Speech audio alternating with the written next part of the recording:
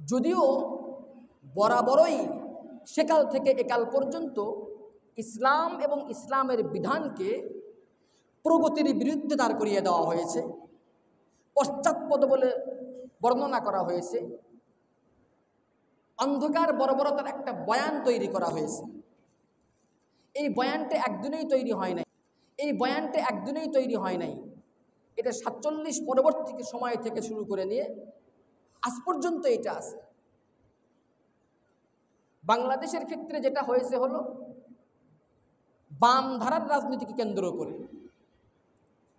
অর্থাৎ ঢাকা বিশ্ববিদ্যালয় কেন্দ্রিক যে সমস্ত ছাত্র সংগঠন গড়ে ওঠে, মূলত ঢাকা বিশ্ববিদ্যালয়ে প্রতিষ্ঠা হয়েছিল এই পূর্ববঙ্গের মূর্খ কুলে মুটে চাষারকে শিক্ষিত করার জন্য, মুসলমানের স্বার্থ রক্ষার জন্য, তাই কি না? ৪৭ হয়েছিল কিন্তু তাই, মুসলমানদেরকে আলাদা করে একটা রাষ্ট্র হোক, তাদের স্বার্থ রক্ষা হোক, এই কেন্দ্র করে। তখন থেকে নিয়ে, তারও আগে থেকে নিয়ে এই অবহেলিত পূর্ববঙ্গের মুসলমানদের স্বার্থ রক্ষার জন্য করে ১৯২২ সালে ঢাকা বিশ্ববিদ্যালয় প্রতিষ্ঠা করা হয়। এরপরে সেখানে কিছু ছাত্র সংগঠনও তৈরি হয়ে যায়, মুসলিম লীগ, বাংলাদেশ পূর্ববঙ্গ নিখিল মুসলিম ছাত্রলীগ ইত্যাদি অনেক রকম। এর সাথে ছাত্র ফেডারেশন নামে বামধারার কিছু সংগঠন তৈরি হয়।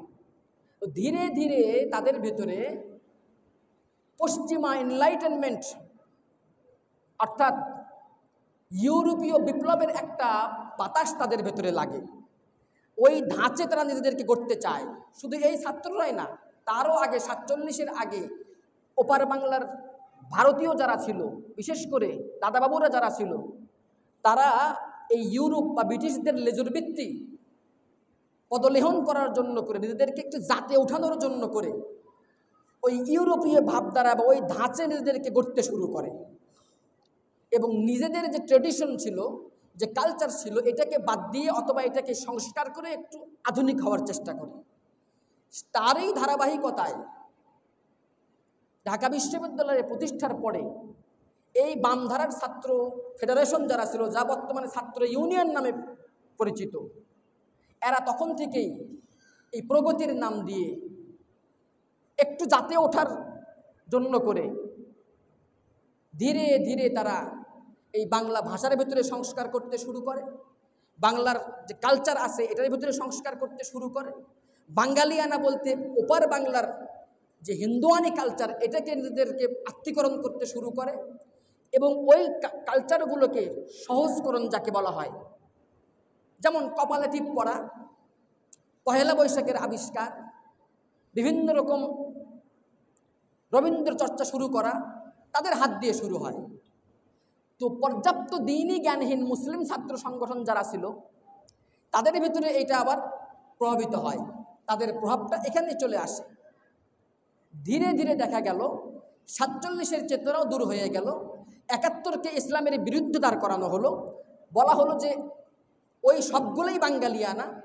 তার বিপরীতে এই পূর্ববঙ্গের মুসলিমদের যে ট্রেডিশনাল কিছু কালচার, এইগুলোকে তারা পশ্চাৎপদ আখ্যা দিল, অন্ধকার বলে আখ্যা দিল, বর্বরতা বলে আখ্যা দিল। ধীরে ধীরে ধীরে ধীরে এই চল শুরু হয়ে গেল। আর তাদের এই প্রচেষ্টার কারণে সেই সময় ছায়ানট, উদীচী, এই ধরনের কিছু সাংস্কৃতিক সংগঠন তৈরি হয়ে যায়, যা আজও সক্রিয় আছে। আজও কি আছে? সক্রিয় আছে। যার কারণে ঢাকা বিশ্ববিদ্যালয়ে প্রাচ্যের অক্সফোর্ড হওয়ার পরেও সেখানে আজও যদি কোনো ভিসি নামাজের ইমামতি করে তাহলে কারো কারো চোখ কপালে ওঠে, ওঠে কি না? তার যোগ্যতা কি আছে, সে কি করতে পারবে, এটা ম্যাটার না, বরং এমন কাউকে বসাও যে ইসলামকে বর্বরতা আখ্যা দেবে, ইসলামের শরিয়ার বিরুদ্ধে মানুষের ঘৃণার উদ্বেগ করবে এবং সমাজের ভিতরে ইসলাম বিরুদ্ধে একটা চর্চা করে দেবে, এদেরকে বসাও। তারা গান করতে পারবে, অসুবিধা নাই, তারা সব রকমের চর্চা করতে পারবে, অসুবিধা নাই, কিন্তু নামাজ পড়লে, কোরআন তেলাওয়াত করলে বা এই ধরনের কোনো কিছু হইলে শেষ। এই ধারাবাহিকতায় আজও পর্যন্ত এই বাম ধারা সক্রিয় আছে। এরা সমাজের কোনো ভালো কাজে আগায় আসবে পাবেন না এদেরকে আপনি। তার ভরি ভরি উদাহরণ দেওয়া যাবে। অতি সম্প্রতি আমাদের দেশের প্রেক্ষাপটে ঘটে যাওয়া একের পর এক ঘটনা, একের পর এক ঘটনা, এই ঘটনার পজিটিভ দিকগুলোতে এদেরকে আপনি পাবেন না, নেগেটিভ দিকগুলোতে এদেরকে আপনি আসামের কাঠগড়ায় দেখতে পাবেন। কথা বাস্তব কিনা? যার কারণে এই ধারাবাহিকতার কিছু সংগঠন, সেটা নারীবাদের নাম দিয়ে হোক, সেটা আরও কিছু বাদের নাম দিয়ে হোক, এই যুব সমাজ থেকে শুরু করে নিয়ে আপামর জনসাধারণের মস্তিষ্ককে ধোলাই করার কারণে এবং সুদীর্ঘ সময় ইসলামের সঠিক চর্চা না থাকার কারণে আমাদের কাছে মনে হয় যে আজও কি ইসলাম বাস্তবায়ন সম্ভব? ওই যে প্রথম যে কথা, আল্লাহ বলতেছেন এর ভেতরেই কল্যাণ, এটাই সমাধান। আমাদের কাছে মনে হচ্ছে কেমনে সম্ভব এটা? কেন হয়েছে? সুদীর্ঘ সময় এই চর্চা না থাকার কারণে, এর বিপরীতে অন্য কিছু আমাদের উপরে চাপায় দেওয়ার কারণে। অথচ এটা ইমানের একটা অংশ, ইমানের একটা মৌলিক অঙ্গ। নিজেকে মুসলমান দাবি করবে কোনো মুসলিম, অথচ সে শরিয়াহ চাইবে না, সে তো মুসলিমই না। স্পষ্ট ক্লিয়ার কথা। কোনো মুফতি ফতোয়া দেখ আর না দেখ, সে নিজের কাছে নিজেই ইসলাম থেকে খারেজ হয়ে যাবে। কথা বুঝতেছেন?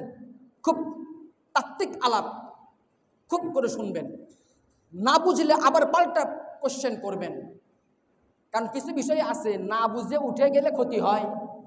অ্যান্টিবায়োটিক খাইলেন, ডোজ কমপ্লিট করলেন না, তাইলে ওইটা রেজিস্ট্যান্স হয়ে যায় কি না? এটা অ্যান্টিবায়োটিক। আপনাকে হয় বুঝতেই হবে, না হলে আপনি উল্টা বুঝবেন। হয় সঠিকটা বুঝতে হবে, নয়তো উল্টা বুঝবেন।